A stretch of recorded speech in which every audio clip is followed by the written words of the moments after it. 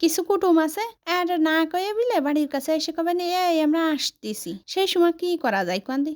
ঘরে তো আর সব সময় নাস্তাপাতি গুছানো থাকে না যে জম করে তাই দিয়ে দেবো। তা সেই ইমার্জেন্সির সময় এই নাস্তাটা ঝমাঝম বানাই দেওয়া যায়। ঘরে তা চালের গুঁড়ো আর একটা ডিম দিয়েই বানানো যায়। আসসালামু আলাইকুম এভরিওয়ান, কেমন আছেন সবাই? আশা করছি সবাই ভালো আছেন। তা নাস্তাটা বানানোর জন্য আমি একটা বাটিতে যে একটা ডিম ভেঙে নিছি আর হাফ কাপ চিনি দিয়ে দিচ্ছি, সাথে আবার এই যে স্বাদ মতো একটু লবণ দিয়ে দিলাম।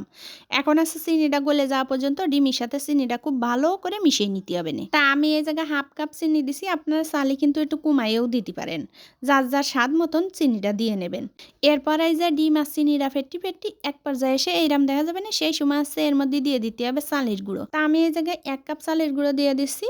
মেজারমেন্ট কাপের ওই হাফ কাপের বাটিটাতে মাইপে দিছি, এই জন্যই 2 বার দিছি। এরপর এই যে হাফ কাপ নারকেল কুড়া দিয়ে দিলাম আর সামান্য একটু ইলাচ গুঁড়ো দিয়ে দিচ্ছি। উপরের খোসাটা ফেলাই দিয়ে শুধু মধ্যের ওই বীজটা বেটে দিছি। এইরকম করে ইলাচ গুঁড়ো দিয়ে দিলে পিঠে দিয়ে ফাইন কাদার একটা গ্রান বেরোবে না, আর ওই যে ডিমের গন্ধ বাড়ানোর কোনো চান্সই থাকবে না।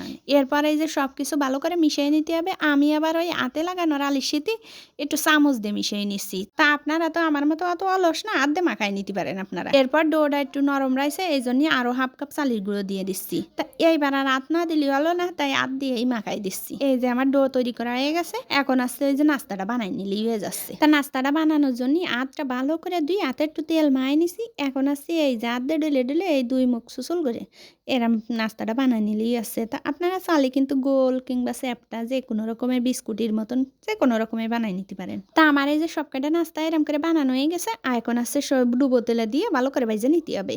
তা তেলটা কিন্তু একদম গরম করে ফেলা যাবে না, প্রথমে একটু হালকা গরম তেলে নাস্তাগুলো ছেড়ে দিতে হবে। আর চুলোর জালটা কিন্তু একদম লো টু মিডিয়ামে রাখতে হবে। চুলোর জালটা বাড়াই দিলে কিন্তু নাস্তাটা উপরেতে কালার এসে যাবে আর ভিতরেতে কাঁচা থেকে যাবে না।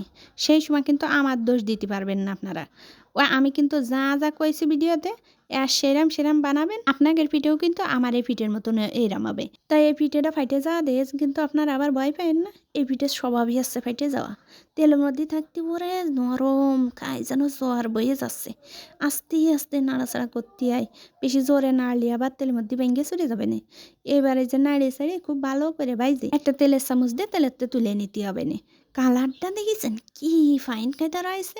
আমি কিন্তু একটু এডিট করে কালার বসাইনি। কালারটা যেরাম ফাইন কায়দা রয়েছে, খাতেও কিন্তু সেইরাম মজার। কুটুমদের খাতে দিলি ওই খাবে নে, সাথে গাছে বাইন্দেও নিয়ে যাবে না, এইরাম ফাইন কায়দা। এটা শুধু কুটুমদের জন্য না, নিজেরাও কিন্তু বানাই খাতে পারেন। ওই যে বিকেলে চা নাস্তা খান না, ওই সময় চার সাথে খাওয়ার জন্য এই নাস্তাটা বানিয়ে রাখতে পারেন।